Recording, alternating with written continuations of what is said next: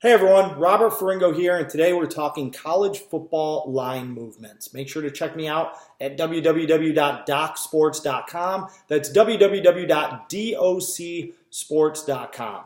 I have mentioned in the past that when the football season gets going full steam ahead, when college and pro are both on schedule, this will probably be a Monday video where we take make some snap judgments on some snap judgment line movements.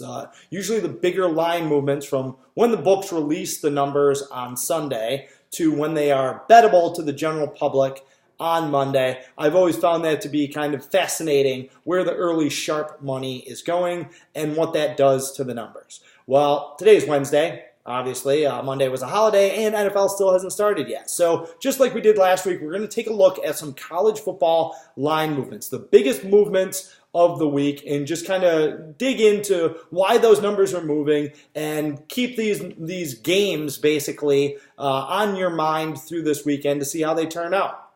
All right, the first game on the board and the first line movement that jumped out, and it should have jumped out to everyone, is Syracuse at Maryland. Noon game on Saturday. Syracuse opened as a 5-point favorite. They are now a 2-point underdog. That should be setting off some red flags right there because Syracuse is the number 21 team in the country, and they are underdogs to an unranked team on the road. Maryland won big last week, and they were very impressive while doing so. Syracuse won 24-0 at Liberty. Cashed a 7-unit play for Strike Point Sports. By the way, hat tip to my compadres over at SPS. But even though they won 24-0 and they did cover the spread and they did cash that big ticket for a lot of people, they didn't look good doing it. Syracuse's defense was dominant, but again, that's Liberty.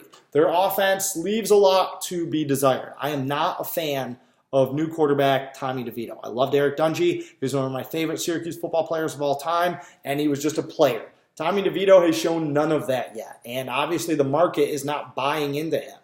He played terrible, no touchdowns, 2 interceptions last week, and they think that he's going to struggle a little bit at Maryland, as indicated by a touchdown line movement. Majority of the action is coming in on Maryland, but it's not skewed enough where that alone would be moving the money in this game. There's been some big bets on Maryland. There has to be.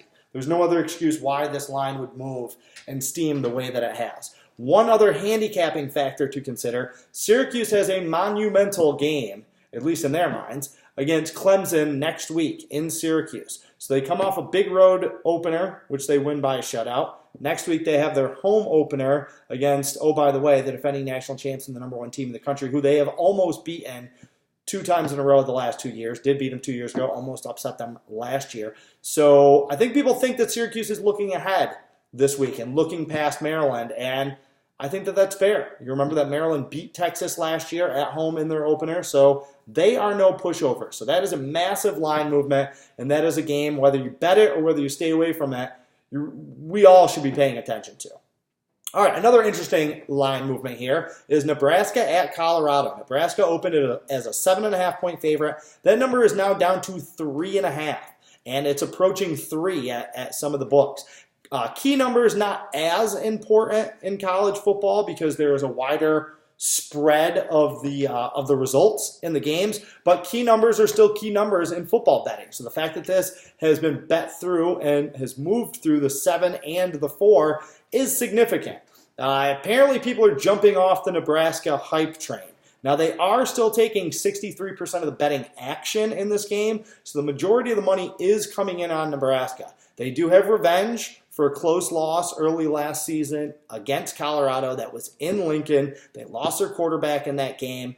But the bottom line is that Nebraska came into the season as one of the favorites to win the Big Ten West. A lot of hype on Nebraska and on Scott Frost this year. They looked like trash in their opening game against South Alabama. They were not even close to covering their 35-point spread. And in fact, that was a 28-21 game late in the second half.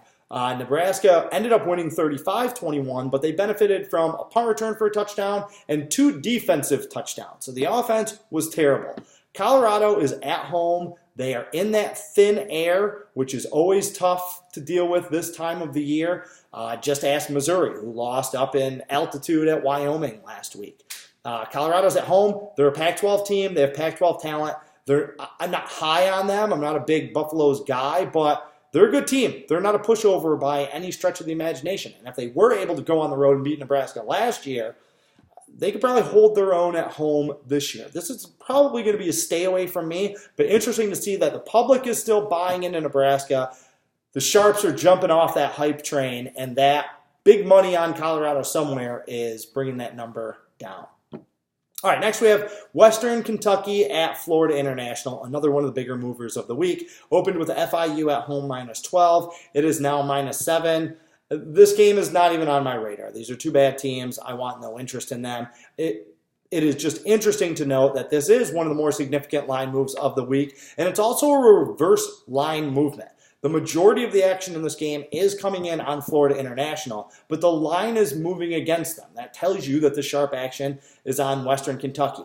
I did initially think that this line was a little bit inflated, but I am also surprised that it didn't just correct back down to maybe 10, maybe 9.5, 10, 10.5, settle around there. No, it's moved a full 5 points, where it is now down to a touchdown. So two bad teams. It's always tough to lay points with bad teams, and it's tough to have any expectations for either of these bad teams this early in the season. But it was a big line movement. It was a reverse line movement, and it's on our radar. Last but not least, we have Buffalo at Penn State. 7:30 game on Saturday. Opened with Penn State -22. This number is now up to -30. Massive mover. I see some 29s, some 29.5s, and some books. I think it's going to settle around 29.5 because they may still want to drag. The books may still think that they can tease a little bit of Penn State money if they keep it under 30. I don't know. Penn State is a team I never really have a good read on. They looked like one of the best teams in the country last year, regardless of the talent of their opponent. A lot of good teams played bad teams last week. Some lost, and most of them did not cover. Favorites of 20 or more only went, I think it was 18 and 26 against the spread last week. That's right around 41%. But Penn State was in that 41% that covered. They won 79-7. So, you got to expect that a lot of squares who bet them last week are going to come back to them this week. Buffalo is one of those teams.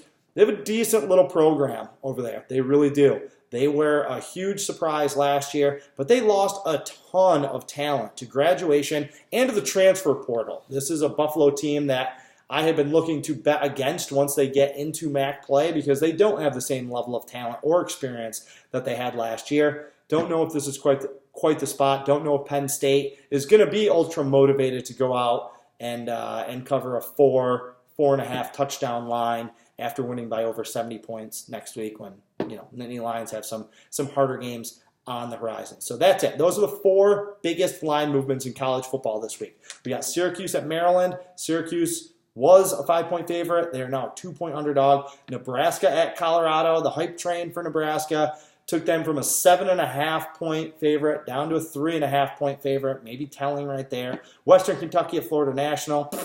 Buffalo at Penn State. Penn State, the biggest mover on the board, moving 8 points this week. So that's it. Be sure to check me out at www.docsports.com. I will be releasing my football plays this Thursday and every Thursday of the football season at 6 p.m. Eastern Standard Time every Thursday.